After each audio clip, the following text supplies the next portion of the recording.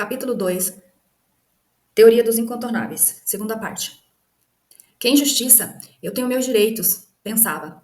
Várias vezes tomado pela raiva, pensei em como resolveria aquilo. Vou bater na porta da casa dele, às 3 da madrugada. Vou denunciar ao sindicato, chamarei a polícia, quer saber? Vou fazer um post bombástico nas redes sociais. E por aí vinham meus pensamentos, sentimentos negativos que surgem em nós. Isso é normal. O ruim é quando eles nos dominam. Como decidi ser um especialista em pessoas, sabia que identificar uma emoção negativa e rapidamente combatê-la com a ferramenta certa era a solução. A implicância ou a displicência do meu vizinho seria banida para sempre. Não com uma atitude raivosa, mas com minha flexibilidade. Você pode ser duro e rígido com os lápis, mas ele quebra mais rápido do que uma borracha. A flexibilidade garante durabilidade. Em uma sexta-feira, à tarde, cheguei em casa e percebi que o carro dele estava sujo. Fui para o meu apartamento, troquei de roupa e desci com balde, sabão e panos. Lavei o carro dele inteiro, deixei brilhando. No para-brisa deixei um bilhete. Você está estacionado na minha vaga, mas entendo que é bem difícil estacionar na outra. Se tiver algo que eu possa fazer para facilitar sua vida, me avise. Caros leitores, ele só nunca mais estacionou na minha vaga, como também se tornou um aliado meu nas reuniões de condomínio. Se você combater a doença do orgulho e tornar-se flexível, a maioria dos seus problemas vai desaparecer. A vida é uma só. Você quer viver em guerras ou fugir delas?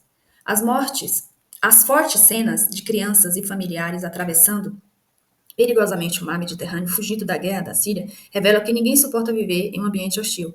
Toma as atitudes necessárias para certificar-se de que você não fará parte disso. As pessoas que tiram você do sério são sinais de alerta do que desequilibrado você ainda está. Enfatizando a frase que acabo de citar, pois quando estamos desequilibrados, não há nada que roube a nossa paz. Corrigindo, enfatizo a frase que acabo de citar, pois quando estamos equilibrados, não há nada que roube a nossa paz. Ninguém sequestra nossas emoções quando estamos em equilíbrio. Em uma sexta-feira de sol, daquela cheia de vida e alegria, por estar chegando o fim de semana, acordei e fui tomar meu banho, meu café. Quando abri o Facebook, vi uma postagem de alguém que eu seguia. Fiquei nervoso com o que vi e comecei a falar comigo mesmo. Esse cara está pensando que ele é o quê? Quem? Nada a ver comigo. Esse cara está sem noção, um sem graça, ridículo. Foi quando aí caí em mim e percebi algo estava mal comigo. Afinal, ser especialista em pessoas não me torna perfeitinho, mas alguém capaz de identificar sentimentos e comportamentos negativos rapidamente, que tem uma caixa de ferramentas disponível para ajustá-los. Eu me perguntei, Tiago, por que você está tão incomodado com uma postagem qualquer? O que provocou essa mistura de sentimentos ruins? Você admira ou inveja o que esse cara faz? Foi assim que me dei conta do quão desequilibrado eu estava. Como pôde um desconhecido, um rosto da internet, acabar com a minha sexta-feira logo pela manhã? Entenda, para viver o seu propósito de vida, você precisará de paz para empreender e entender as pessoas para ajudar. Então, não negocie a sua paz e não crie problemas com as pessoas. Remédio contra o orgulho. Como tenho um certo grau de déficit de atenção, por alguns períodos da minha vida tive que ser medicado. O remédio, em tese, deveria me auxiliar na concentração e me deixar menos distraído, contribuindo para que eu conseguisse focar nas tarefas diárias. Sem o medicamento, se eu estivesse escrevendo e um passarinho voasse próximo da janela, por exemplo, isso seria suficiente para roubar minha atenção. Eu levaria quase 1 hora para conseguir retomar a concentração de outra vez. Dias atrás, eu vi acordada às 8 da manhã para encarar uma agenda de muitos compromissos. Precisava ir ao helicóptero no meu condomínio e embarcar, que me levaria ao estúdio de TV, onde eu participaria de uma gravação. Tomei o café preto, como faço todas as manhãs, e engoli uma pílula de medicação recomendada pelo médico. Quando entrei no carro, saindo de casa, já me sentia meio soltinho. Eu estava feliz, embora seja costume meu acordar no levante de mau humor. Fiquei agitado por dentro e não me dei conta de que era o efeito colateral do remédio. Estava tomado por uma mistura de sentimentos e agitação pela meditação. E quando cheguei ao estúdio de gravação, peguei o telefone cheio de alegria e comecei a ligar para algumas pessoas. O problema é que eram pessoas com quem não tinha mais contato, por motivos que nem me lembro mais. Vamos deixando as pessoas para trás. Percebemos Perdemos contatos com qualquer chateação, nos bloqueamos nas redes sociais e, mais triste, desistimos delas. Mas eu não hesitei. Liguei para um sócio que havia me virado as costas no passado, líderes religiosos que falaram mal de mim, amigos que me ignoraram todo o tempo e mais precisei. Liguei sem filtro, com um tom de voz positivo e feliz, do tipo: Ei, fulano, bom dia. Eu não sentia ressentimentos nem medo por estar ligando, apenas liguei, sem bloqueios ou questionamentos. Parecia que o orgulho tinha saído de mim. Sabe o que aconteceu? Em apenas uma manhã, sem bloqueios de orgulho, eu reatei amizades, me aproximei de pessoas, valorizei os que eram importantes, minha vida de fiz maus entendido. Com algum deles, eu nunca mais voltei a falar, e nem preciso, mas pelo menos tirei o peso das costas. Resultado? Resultado: paz. Você pode então perguntar: Tiago, vale a pena voltar a se relacionar com esse tipo de gente? Sendo sincero, quando liguei, não planejava voltar a ser amigo, inseparável ou jantar com alguém deles lá em casa.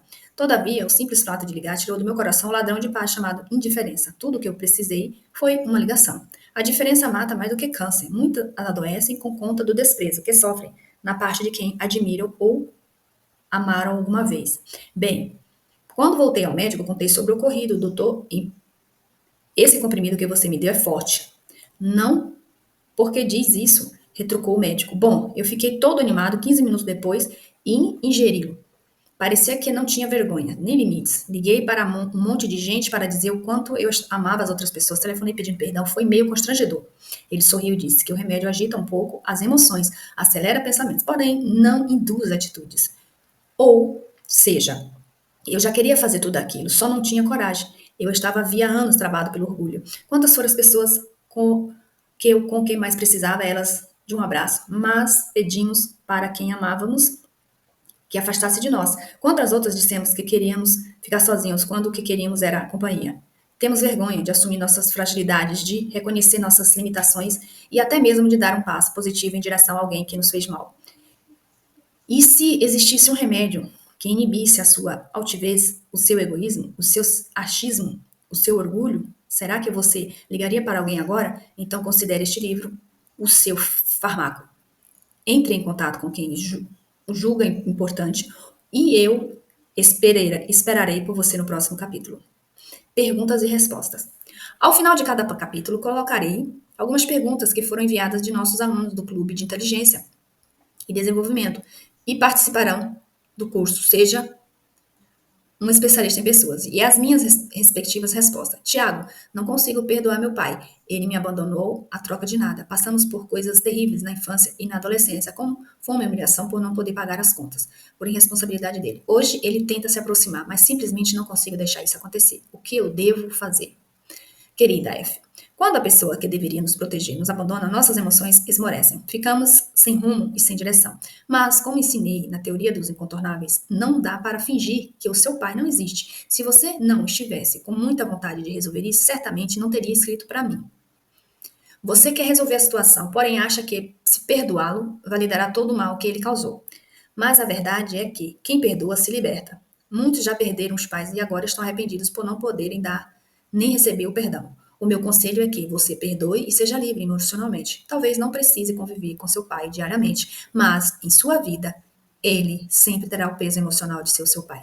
Fugir disso só alastrará a dor. Desejo paz e prosperidade para você.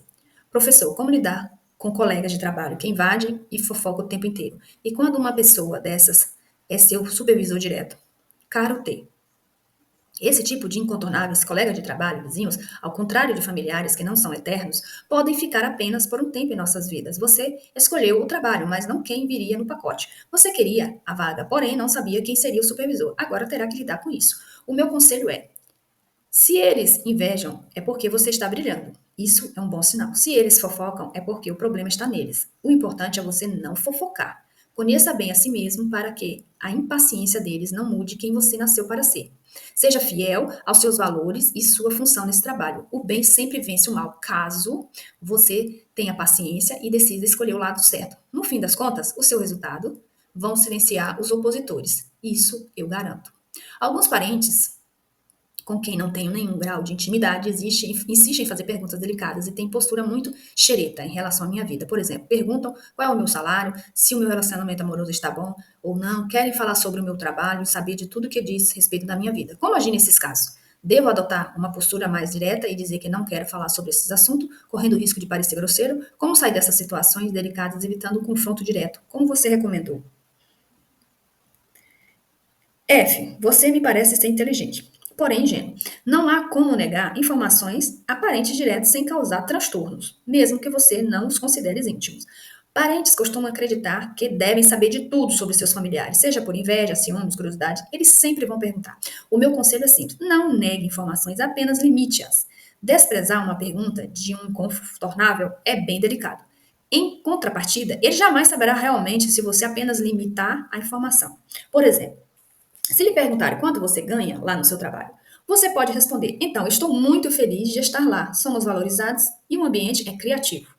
Alguém em minha posição pode ganhar de 2 a 5 mil reais, dependendo da formação e do envolvimento com o serviço. Acredito que dessa forma você dá panorama geral sem entrar em detalhes. Estou fazendo um curso com o meu esposo. Somos pastoreiros de uma igreja em Santa Catarina. A princípio, a nossa intenção ao fazer esse curso é ajudar as pessoas a permanecerem na fé e entendê-las melhor. Estamos há 5 anos cuidando dessa igreja e durante esse tempo as pessoas sempre me machucam com palavras e ações, falam da minha frente e também quando não estou coisas horríveis ao meu respeito e fazem até acusações infundadas. Da última vez, um casal falou para mim que eu havia desonrado o meu marido porque levara do meu lugar durante a pregação. Sempre sou cordial, procuro sempre ajudar, sou simpática e realmente não entendo por que o problema é sempre comigo. Realmente não sei como lidar com essa situação. Quando falam coisas que eu não sou e não faço, fico extremamente nervosa e quero me defender. Cada vez que uma pessoa pede para eu falar conosco, fico angustiada e com medo de ser afrontada de novo. Eu queria ser blindada emocionalmente, já que me questionei e avaliei de algumas atitudes minhas pudesse provocar isso nas pessoas. Percebi que tudo que falam a meu respeito, na verdade, eles é que são me críticas a respeito de coisas que eles fazem. Como pastores, temos que ouvir, mas como posso lidar com tudo isso? Como posso ajudar essas pessoas sem machucar tanto? Estou com muitos problemas no trabalho, na área financeira da igreja e preciso dessa inteligência emocional que seja possível superar todas essas coisas. A regra dos dois em um é uma realidade entre nós. Ela é a comunhão que temos com Deus. Foi o que me manteve firme até agora. Como posso me blindar?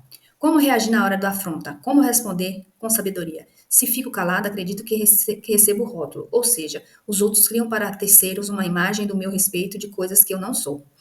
Querida pastora, nenhuma pessoa deveria liderar sem ter certeza de que já